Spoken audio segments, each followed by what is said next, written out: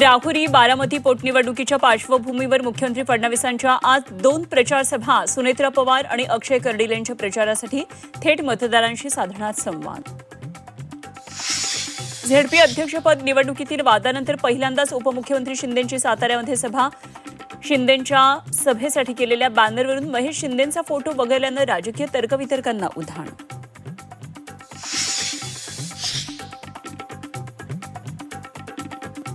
एसआयटीकडून खरातची चौकशी सुरूच. पीडितेला खाऊ घातलेल्या मिठाईमध्ये कोणते पदार्थ मिसळले होते याची तपासणी होणार. अशोक खरातला 5व्या गुन्ह्यामध्ये कोर्टानं सुनावली आहे 5 दिवसांची पोलीस कोठडी. नाशिक धर्मांतर प्रकरणातील पीडित मुली महिला आयोगासमोर ढसाढसा रडल्या. कॅन्सरग्रस्त बापाच्या उपचारासाठी सर्व सहन केल्याचं सांगत मांडली आपबीती. आरोपींनी गरिबी हतबलतेचा गैरफायदा घेतल्याचा आरोप. नाशिक आयटी कंपनी धर्मांतर लैंगिक शोषण प्रकरण निदा खानच्या अटकपूर्व जामिनावर आज सुनावणी. निदा खान गेल्या 13 दिवसांपासून फरार. नाशिकनंतर उपराजधानी नागपूरमध्ये धर्मांतराचा प्रकार समोर. एनजीओत काम करणाऱ्या तरुणींवर इस्लामच्या परंपरा पाळण्यासाठी दबाव. आरोपी एनजीओ प्रमुख रियाज काझीला पोलिसांकडून अटक. परतवाडा प्रकरणातील आरोपी अयानची चक्रावणारी लाईफस्टाईल समोर. अयानकडे महागडी थार, 4 आयफोन, पिस्तूलसह पैशांची बंडलं असलेला व्हिडिओ समोर.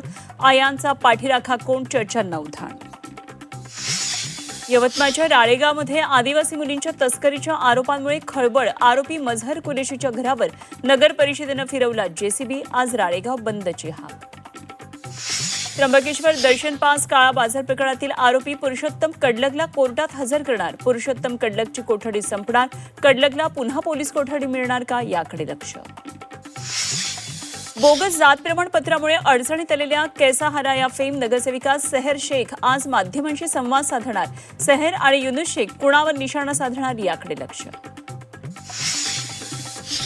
यंदा देशात पावसाची स्थिती संमिश्र राहणार. बुलढाण्यातल्या भेंडवळच्या घटबांधणीचा अंदाज जाहीर.